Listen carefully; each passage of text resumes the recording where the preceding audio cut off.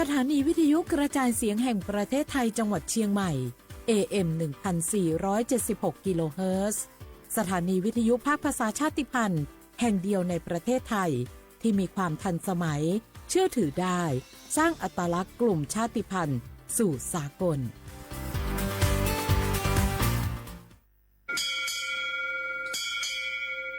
โอโบดะจ้าโอมิชเปอร์เหมอซุงคาบอกว่าย้อซงโอดูธรรมา สถานีวิทยุภาษาชาติพันธุ์แห่งเดียวในประเทศไทยทันสมัยเชื่อถือได้แล้วพบกันที่สวทเชียงใหม่ AM 1476 กิโลเฮิรตซ์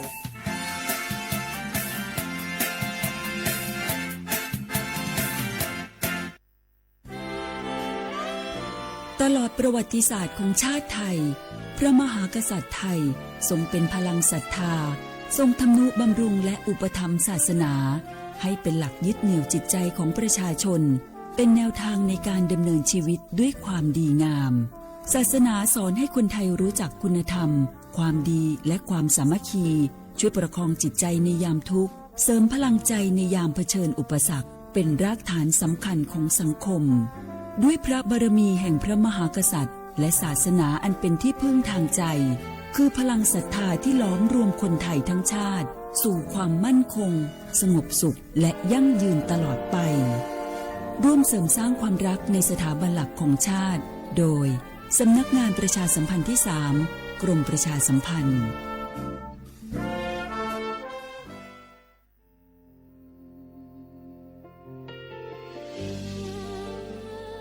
พระเสด็จสู่แดนสวง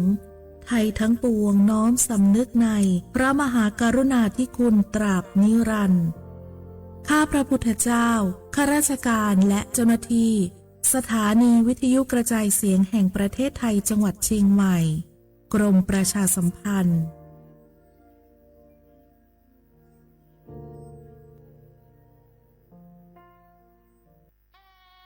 คืน11 มิถุนา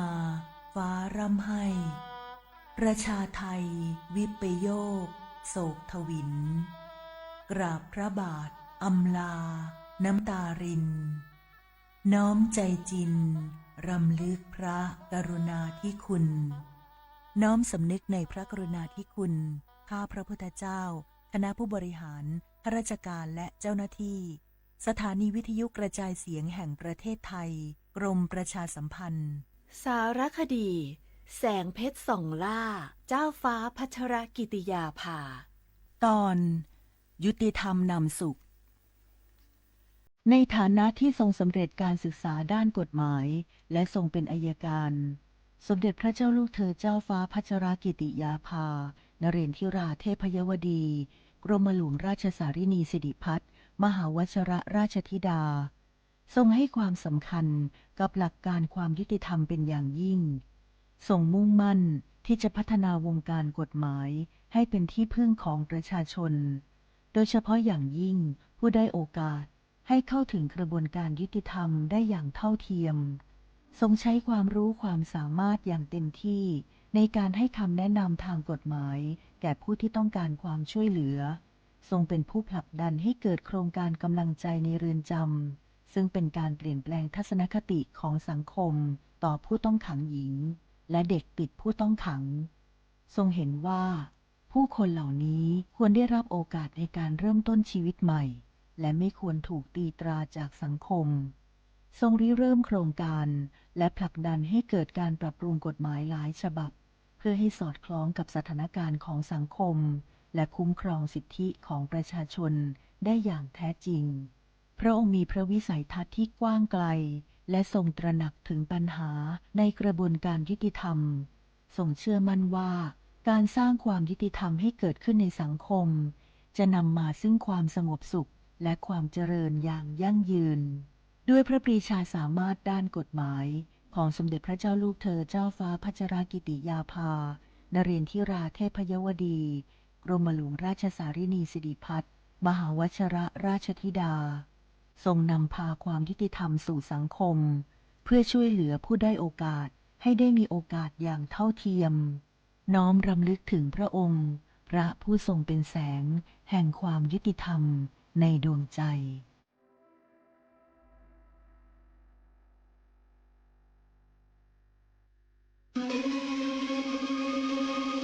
ก้าวสำคัญมาถึงแล้ว เจียงใหม่นครหลวงของล้านนาสู่การเป็นมรดกโลกต่างวัฒนธรรมขององค์การยูเนสโกเมืองที่ยังมีชีวิตและมีประชาชนอาศัยอยู่ร่วมกันวันที่ 3-8 สิงหาคม 2569 นี้สภาการโบราณสถานระหว่างประเทศจะลงพื้นที่ตรวจความพร้อมจังหวัดเจียงใหม่ขอเชิญชวนภาครัฐเอกชนและพี่น้องชาวเจียงใหม่ทุกคนมาร่วมแรงร่วมใจ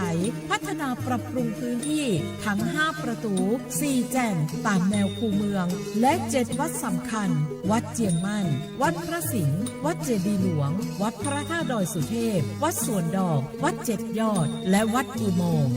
ช่วยกันดูแลให้สะอาดงดงามคงคุณค่าสถาปัตยกรรมดั้งเดิมเพื่อต้อนรับการตรวจครั้งสำคัญนี้ร่วมกันร่วมสนับสนุนเจียงใหม่สู่เมืองมรดกโลกต่างวัฒนธรรมโดยสวท.เจียงใหม่สำนักงานประชาสัมพันธ์ที่ 3 กรมประชาสัมพันธ์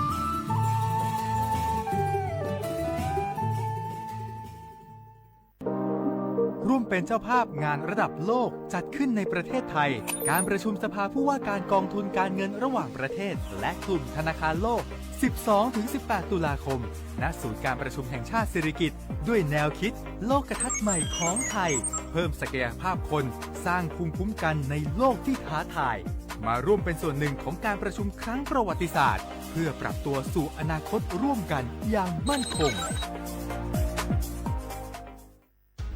30 บาทรักษาทุกที่เจ็บป่วยเล็กน้อยอาทิมีไข้ไอเจ็บคอปวดข้อเจ็บกล้ามเนื้อใช้สิทธิ์บัตรทอง30 บาทปรึกษาเภสัชกรและรับยาตามอาการ32รายการไม่เสียค่าใช้จ่ายเพียงยื่นบัตรประจำตัวประชาชนที่ร้านยาที่มีสติกเกอร์30 บาทรักษาทุกที่หรือร้านยาคุณภาพของฉันให้บริการดูแลอาการเจ็บป่วยเล็กน้อยสอบถามเพิ่มเติมโทร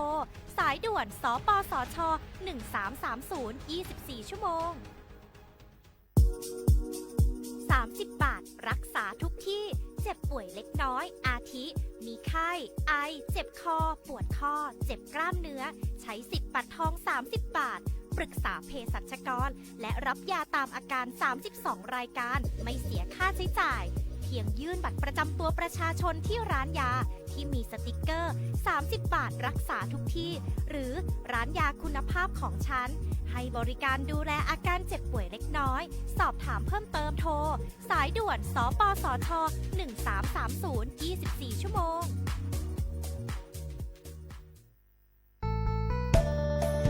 สถานีวิทยุกระจายเสียงแห่งประเทศไทยจังหวัดเชียงใหม่กรมประชาสัมพันธ์ประกาศรับสมัครบุคคลเป็นลูกจ้างเหมาบริการตำแหน่งพนักงานกระจายเสียงภาษาเมียนจำนวน1 อัตราเพื่อเป็นตัวแทนนำข่าวสารร่วมพัฒนาคุณภาพชีวิตชาวเมียนและเผยแพร่วัฒนธรรมท้องถิ่นให้เป็นที่รู้จักผู้สนใจยื่นใบสมัครด้วยตนเองได้ที่งานธุรการสถานีวิทยุกระจายเสียงแห่งประเทศไทยจังหวัดเชียงใหม่ตำบลช้างคลานอำเภอเมืองจังหวัดเชียงใหม่ตั้งแต่บัดนี้เป็นต้นไปสอบถามข้อมูลเพิ่มเติมได้ที่ 053-276-068 ในวันและเวลาราชการมังเลี้ยวเอาเก่งเศร้าก็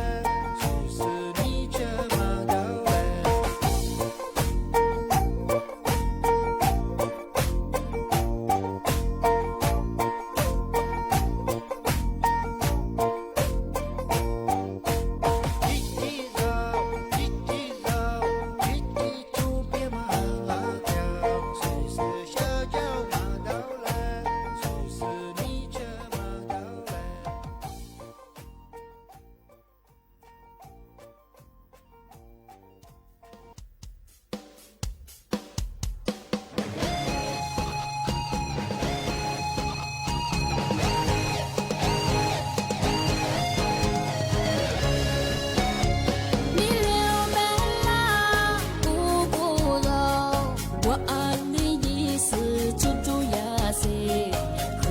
ちつはわでまてくせどあたわでlu tiくむจวมาญา是度我古老古老古老我知道不带我花木马哭故事要我不古老为着你过是玛瑙在地子挂木袜子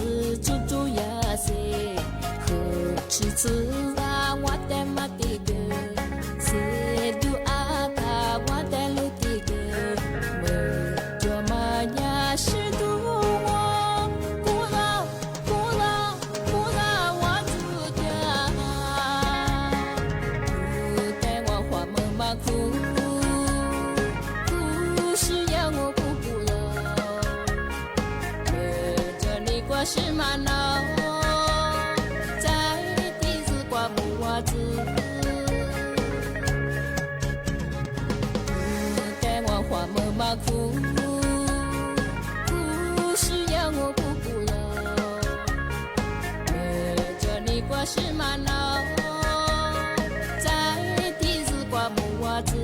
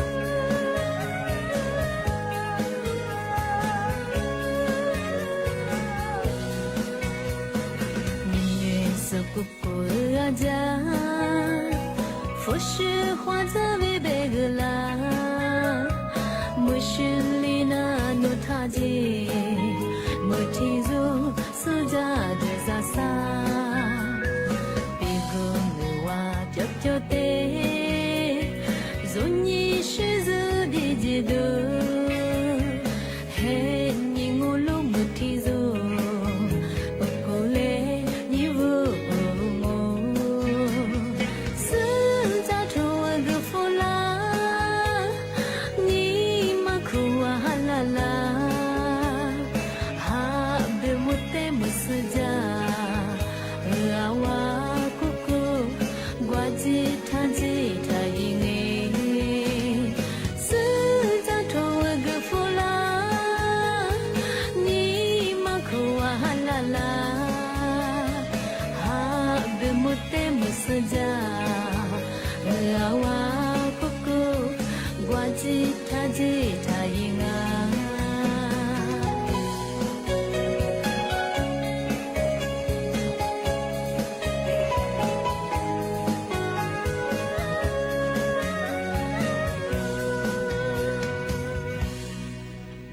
เสียความว่าเขาขว้างอ่ะธรรมศาญีโมกว่าญี3 โมงอ่ะครับผมลิสุงโดนสุดว่าเป็นเหล่าว่างอ่ะเอาลิสุงปากกาโกงไม่ยังอ่ะถ้าจีใหม่อ่ะสทเชียงใหม่แบบดาวอ่ะมันก็คือสถานีวิทยุกระจายเสียงแห่งประเทศไทยจังหวัดเชียงใหม่ว่าโดยจ้างานที่ยังคือสำนักงานประชาสัมพันธ์ที่3ไงกรมประชาสัมพันธ์ของงานเอารายการลิสุงด้วมงประเฮินเนี่ยคือชมโมควานีเจมัวแต่ควาด้วงอ่ะที่หมดแล้วประเฮินหนีโมควานีคือ3 โมงอ่ะนาทีเนี่ยควานีคือนาเนี่ยเสด็จเนี่ยตัวอย่างอ่ะที่นี่ถ้าวิทยุว่างอ่ะมือจะมาโดยจะมาเบอร์ไว้ระบบเนี่ยคือระบบ AM ไงไปยี่เครื่องความถี่ไปเหรอที่ตู้ลิฮาชิสุดว่าตัวอย่างตัวหลังที่ทำระบบไลฟ์ไปเหรอFacebook ยี่เพลงไปเหรอสวทเชียงใหม่AM 1476 กิโลเฮิรตซ์ไลฟ์จังรายการลิซุงไปเหรอเนี่ยไปเหรอชมมุขวันนี้คือจิมุติความดูที่มุร้องไม่ยังไงหนีมุขวันนี้3 โมงนาทีเนี่ยวันนี้คือนายเนี่ยสติยินเรียนตัวใจของที่นี่ชาวบ้านมาที่ชาวเฮืองนั่นก็จะมาปีมาที่สื่อจึงชาวบ้านมาสัญญากรมอุตุนิยมวิทยาที่มีแต่พวกกูนี่ส่วนเต็งส่วนมาเจนเตอร์ฝรั่งเมื่อ3 วันเป็นยังไงแทมหนองบ้านเฮืองบางพื้นที่คือเมื่อ5 เรียกบางอย่างคือที่เนี่ยอย่าเราไปสิก็คือจิกาต้องเป็นยังคือเมื่อคือเลี้ยงปีขว่าเมื่อ5ที่ก็มันเรียกมันคือฟ้าเสียมันดับเลยของมาคือจำของที่ยากรมอุตุนิยมวิทยาบ้างมั้งภาคเหนือแล้วพวกมันมาคือมาคือพื้นที่เฝ้าระวังที่จามุจอมั้งภาคเหนือบ้างคือที่เชียงรายพะเยาจังหวัดน่านที่คือจังหวัดแพร่ลำปางลำพูนจังหวัดตากนี่คือจังหวัดแม่ฮ่องสอนมาคือพื้นที่ว่าที่มีเช่นมั้งมาคือที่เนี่ยฝาละจามุบ้างบ่มหาคือเรียบบ้างภาคอีสานมาคือจังหวัดเลยหนองบัวลำพูที่นี่คืออุดรธานีที่จังหวัดบึงกาฬสกลนครที่นี่คือจังหวัดนครพนมที่นี่คือจังหวัดหนองคายที่จะกล่าวมาคือพื้นที่ว่าที่ว่าจิวจอมังว่าจิวจอว่าเดียวจอมังที่นี่คือจะคือเรียกมาคือนี่คือว่าบ่ฮอดว่าจิวบ่จัสงที่จะว่าลูกคนมีจัสงคือที่นี่คือฝาละจำหมอบริสุทธิ์มันคือเจตพลังที่บ้านคือบางพื้นที่ของบ้านคือเหมือนฮันเรียกบางอย่างแล้วลีซึเปอร์เซ็นต์ได้ไปถึงที่ก็ต้องเป็นคือเมื่อเช้ามาจนมันคืองานมากกว่านี้ใช่หรือก็คือหาตัวอย่างเรียบางบางมากกว่าเดิมมากกว่าสิ่งมาสักบางจ้ามันจะช้าอาจจะเป็นยากหงอาจจะเป็นมันเรียกว่าอากาศมันคือปลือปลาบางว่ากูเดือดจ้านั่นแหละมันคือเกณฑ์งานบางมากกว่าเดิมมาดูแลสุขภาพอยู่ของงานที่ยังไงทำมาที่เช้าบางงานเช้าว่าไงทำมาแต่ปีมาจากงานสัญญาสำนักงานตำรวจแห่งชาติทำมาที่แจ้งที่ฝรั่งมาที่จะไม่เคยถ่ายเย็นหนังเดี๋ยวมาสัญญาแบบมันไม่เคยว่ายึดข่าวยึดดวงว่าเมนดูแลยังคือมาง่ายเยี่ยมมาเยี่ยมไม่เคยว่าสุราชีริเจ้ามาว่าสุราสื่อเจ้ามาสุราจูเจ้าไม่เคยมาคือกลุ่มมันชัวที่จังหวัดโนยึดข่าวดิฉันมาชาดูแลยังไงยึดปอมังคือชาดูแลมังที่ยังสุราชีเจ้าสุราจูเจ้าไม่ยังคือทำไมคือเนี่ยกฎหมายช่วยเฉียงไงกฎหมายถือว่าบุรุษมันเป็นไงมันคือมาตราที่งอสาเหตุสิริสาเหตุสิริบุรุษมันคือไงมันคือสุรากาขว้ามังที่ยังว่าสุรชีริเจ้ามาสุรจูเจ้ามางอที่เอายึดข่าวยึดโดมังเสียชาตัวนี้มังเสียว่ายึดขี้ชาอย่างสุรที่ยี่มามังที่ยึดปอยึดข่าวที่เสียงานที่เสียตัวงทำไมมันคือเนี่ยคือมีความผิดต่อเรื่องไงคุมคุณเป็นยังคือที่โคเบลงานที่ยังคือปรับไม่เกินทีมบางอย่างโคจังมันก็ใช่คือโคจังคุณเป็นยังไงที่บ้านผมไม่ยังชอบงานมาที่สีพยายามไม่คือถ่ายเย็นหนังงานมาคือกลุ่มมันช่วงมาจนงานโน้ตสักว่ายึดคริสต์มาช้าเนี่ยคือมันงานสิต้องชีวิตเชื่อมันงานสุดท้ายชีวิตจะมันก็สุดท้ายจู่จะไปคือมาคือกลุ่มมันช่วงที่บ้านยังยึดบุตรงมาที่เรียกพยายามไม่คือที่โทรแจ้งนั่งมาเชื่อว่าที่สอบถามนั่งไงบุตรไปคือ1599งานมาคือสายด่วนสำนักงานตำรวจแห่งชาติที่บ้านเราจุดแพงเชื่อว่าปีความมาที่พยายามคือมีหนังว่าคอนเทสต์มาดงว่ามาขายมังที่ว่ายึดข่าวยึดโดเนี่ยก็ลองมังคือความที่แต่ตัวนี้ฟิบูว่าโลยมังสุรชีริจะมาสุรจุจะมังมาถ่ายเยงานมาพยายามคือกลุ่มมันช่วยงานมาที่มาแต่แจ้งตัวอย่างที่มาที่เชียงโง่ไม่ยังคือที่ยากระทรวงสาธารณสุขไงเธอ นาตะบัวคือกว่าชิโซงอาทิตย์คือที่กรมอนามัยของญาติมาเจนตะฝรั่งเมื่อสั่งมาที่ยาคือเป็นหัวยมาคือนาถึงมาจั่วก็มองไม่คือไข้เลือดออกไงคือแห่ตัวมันนะเมื่อสั่งฮาริโซงไม่อยากคือไงแห่ตัวมันนาคือยาเหนือสูมยางอดนาสูมยาบ้างอาทิตย์บางช่วงมาก็เดี๋ยวมากว่าชิบะงาสักคนมีตาคืองาจะปลูกขวดว่างออาทิตย์คือไปชิมซื้อให้ชิมหัวงวันนั้นตามไปฮักขึ้นมาคือสักความเป็นว่าคือที่ยังขอจืดอาทิตย์เที่ยววิ่งกันเลยก็จะงงเป็นยังก็มึงฮาลีกันยังมันก็คือซื้อผึกฟ้าลงว่าแก่ๆกว่าอาจจะตีละมังงานมาชิงเพราะก็คืออาจจะแต่ชุดนี้ก็คืองอมาครับก็คือเหตุมาละยังฟุกก็คือจับปุ๊บแล้วก็คือวิ่งกันเลยจะคือขึ้นยังซื้อไปลงว่าเหตุมังงาอาทิตย์แบบมาคืออามาเฮียมาคนเดียวอามาเฮียมาที่ใจเฉลี่ยอาทิตย์นี้ก็ว่าจามาดูมังงาจามาก็ดูมันก็บางอย่างที่ข้านุ้ยสิ่งของภาษาก็คือแก่สุขจริงอาจารย์นุ้ยแก่มาจิ้มมายี่แบบอาจารย์เบี่ยงมาเป็นเลี้ยงว่าอาชีพดีมาแต่ละนี้จะเกิดมันก็ใช่ว่าไอ้ฟุกก็แบบทอนจามเนี่ยคือเวลาช่วงเฮืองว่าอีชินน้ำมาอีขมาเป็นง่ายที่มันยากที่มันเจนที่ฝรั่งมันฮาริจะแบบจามาดูมันก็ยังคือแต่ที่จานี่ขอดูบ้างที่บ้านของมันยังไงใช่ไหมครับว่าจะขอน้อยาจังหวัดตราดว่าจะส่งไงลิซูมกว่าคือเด็กฝรั่งงานทำไมก็ดีจังมันก็บางทีเดี๋ยวมุจิมามันก็แต่ชิฟูบางก็เด็กฝรั่งงานจุดมั้งที่บ้านแต่คนแรกนั่นยังจะขวางว่าจะขอถ้า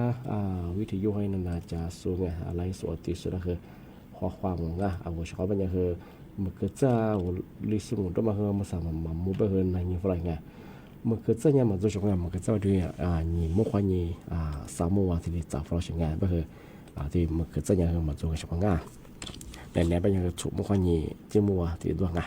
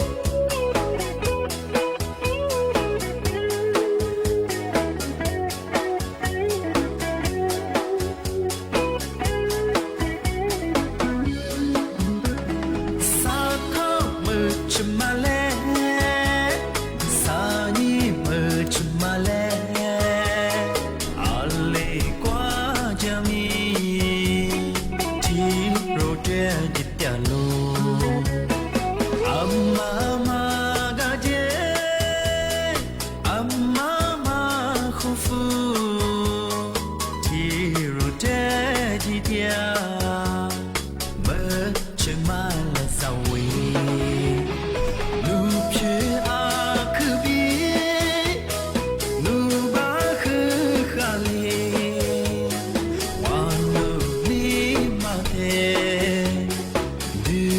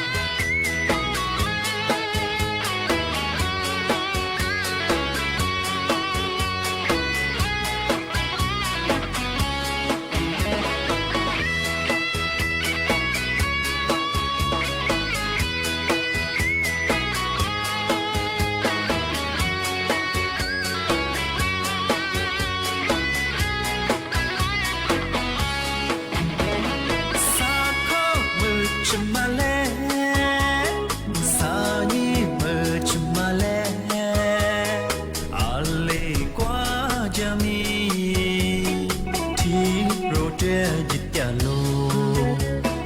อัมมามาดาเจอัมมามาคูฟู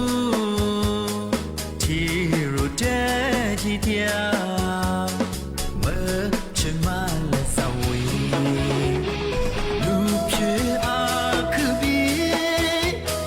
นูบาคือขาลีวันลูกลีมาเก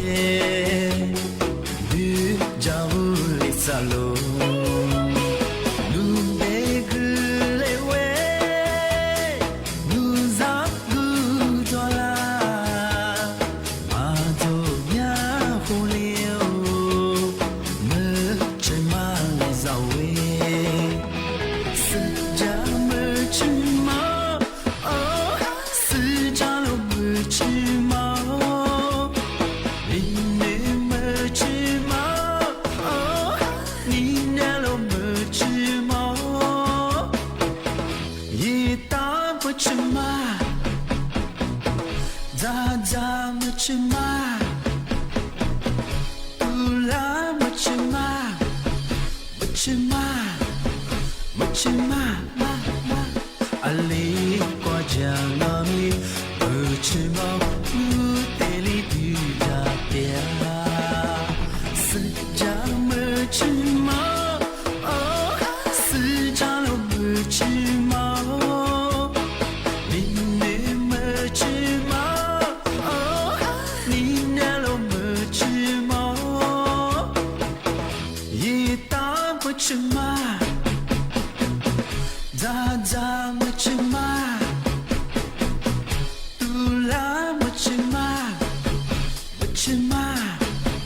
muchima ma ali kwa janami muchima uteli dujatia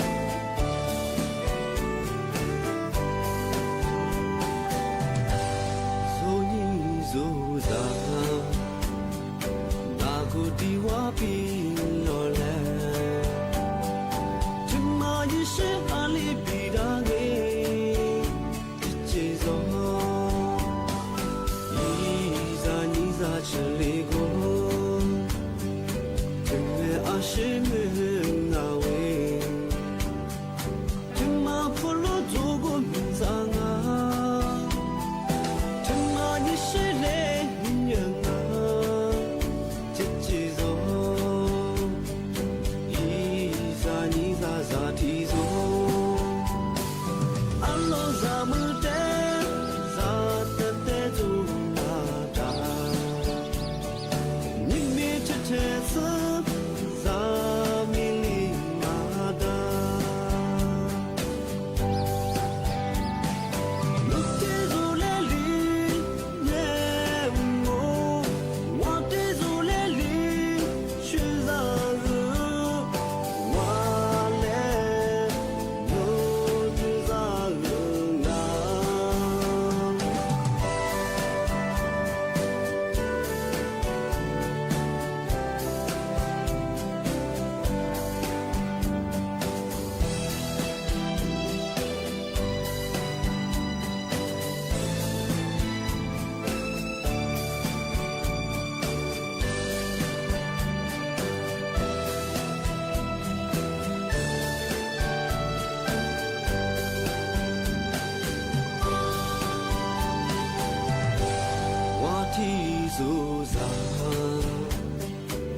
咋的我吗？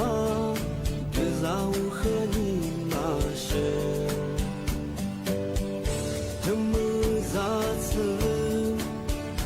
努力？我面是个我妈。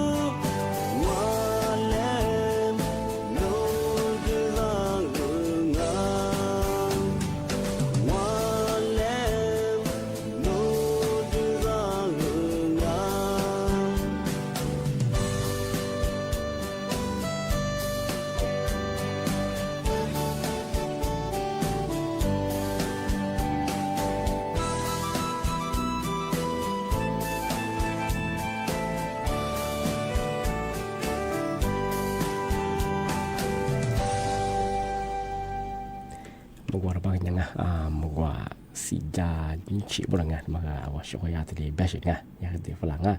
awasho mugwa de fula so ri shira mugwa ra yila kwani so fula so bo shi hono no noi mu se bo ja so ga ke bubunga ti nyanga tamare sho awo sho ha ngwa ta ma pi ma nga ati su ta jin shanga ti ga to ngma nya la ma to su ma su su jang ma se ngoเจ้าภาษายาสำนักงานตำรวจแห่งชาติธรรมะที่แนะนำว่าจะมาที่แจ้งเตือนอยู่ช่างเอามาจากกลุ่มมิชาชี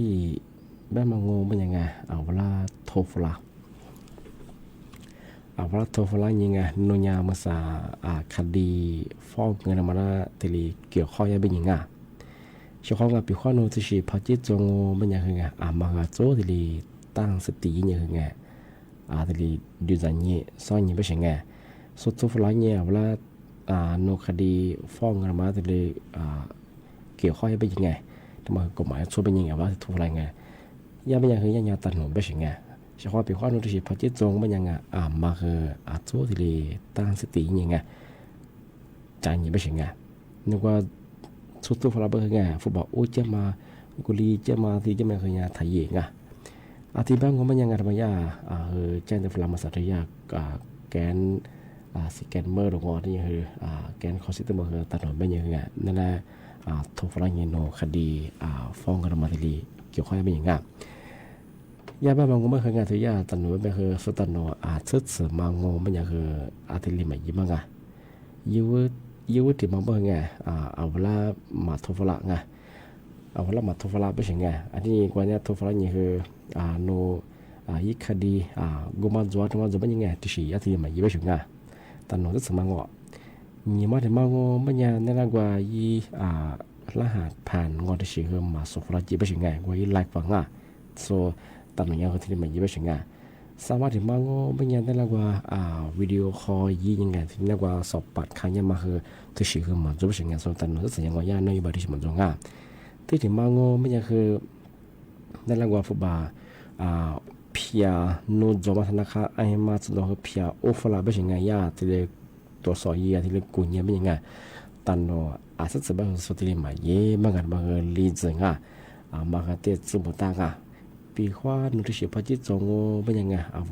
สอบถามนักงานทุกอย่างสำนักงานใหญ่ว่าไงยี่บุตรบาง1441แล้วบางคนนี่สิริจุบที่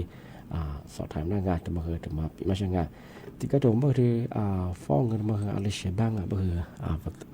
ที่ก็เราอยากมาตัวสุดยอดที่การฟ้องกันบางทีว่าจะผู้บ่าวก็คือแหละยังพอที่แต่ละมังกันที่ก็เลยยังบางทีอย่าพี่มีว่ามังไงที่กลุ่มหมายเลขโซมาการพนันได้สิ่งไงผู้บ่าวว่ามาข้ามมังไง แต่ละยังกว่าวุหิชามามังอาชีหิวมาหลวมามังอาชีว่าสุดงัวมาวุหิวมาวุหิความยิ่งวุจ้าสิ่งไงบ่ฟังมาข้าสิ่งไงมางานมาการฟ้องยังมางานที่เชื่อเป็นยังคืออันเลี้ยงคือกลุ่มมันส่วนสิ่งของงานที่เป็นยังของงานที่มาคือก็จะมาจังงานที่ก็เราไม่คือนั่นฟุตบอลเกินยังไงหิววุจีงอยล้ำเปิดจีอะไรแบบคือหลววุจีงานฟุตบอลทำมาเพื่อกว่าฟุตบอลที่ยากก็เลยยังบางงานที่กลุ่มมันส่วนมางานที่ยังพี่มีหัวมาหรือหัวอะไรสิ่งที่ลุงกันมาคือแต่ละเนี่ยเวลาที่ยิ่งจะมามาคือการฟ้องเงินกันมาคือจะมึงงานของงานมาคือถ่ายเยอะงานที่บ้านมันยังไงมาจะคว้าวุฒิชีพจิตจมยังไงตอนหนุ่มเป็นยังไงเวลาที่นายญาณนุ่มกลุ่มหมายกุลิชัวว่ามาใส่หนุ่มที่อย่าพี่มีที่รู้จักนุ่มบัญชีมาที่ยาบัญชีมาละที่เกี่ยวข้องเป็นยังไงเวลาข้อหาที่แบบมันยังคือมาคือถักจังอ่ะมาคือที่เนี่ยจำมุตังพี่ข้อที่ชีพจิตจมเป็นยังไงบ้านเราไม่เคยถักเฉียงว่าที่เนี่ยกูบางใจงานมาเนี่ยตอนหนุ่มที่สมังงานมาถึงมาแต่ปีมาที่เจนตัวช่างงานที่บ้านไม่ใช่ชาวงานน้าปีมามาคือที่เรียนจวงนี่ไม่ถึงมูลงานนี่ไม่ถึงยังมาคือหลายพื้นที่ยังคืองานเมืองหาเรียนมาคือจ้าชาวงานเพื่อหาวัวมาคือด้วยคืองานอะไรก็เยอะงานมาก็เดี๋ยวมาก็ชิดูแลสุขภาพยังงานโลชิสุบ้านคือตัดแต่งเนี่ยเช่นงานเมืองหาเรียนบ้านคือจะก็คือดูแลงานจะก็มาข้างงานแต่ละอย่างที่บ้านงอไม่ยังรายการนี้ซึ่งงอต้องมาบ้างงอบ้างไงในบ้านคือสมมุติว่านี่จิมุตัวขวดด้วยที่มูลบ้านคือหญิงมุขวานี่สามมุกนาทีเนี่ยขวานี่nanya satu jangan awak sekolah video na cha so thalai so ti so la ke bumanga awak sekolah ge zu shi zo manga phuza shi za khwa kham ya wa chi khwa nga ati ba ge ni me na pi ma ba ge ati le zo nga awak sekolah nana so ti so la ke bumanga khwa สวัสดีครับ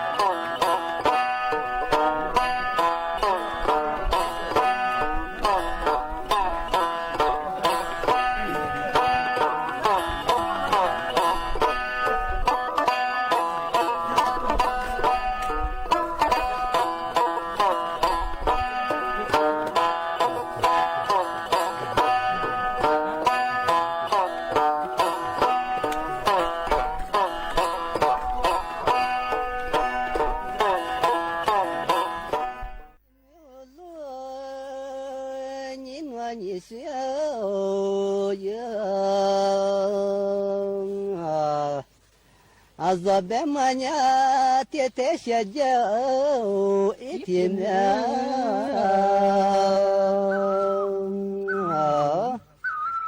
还没来。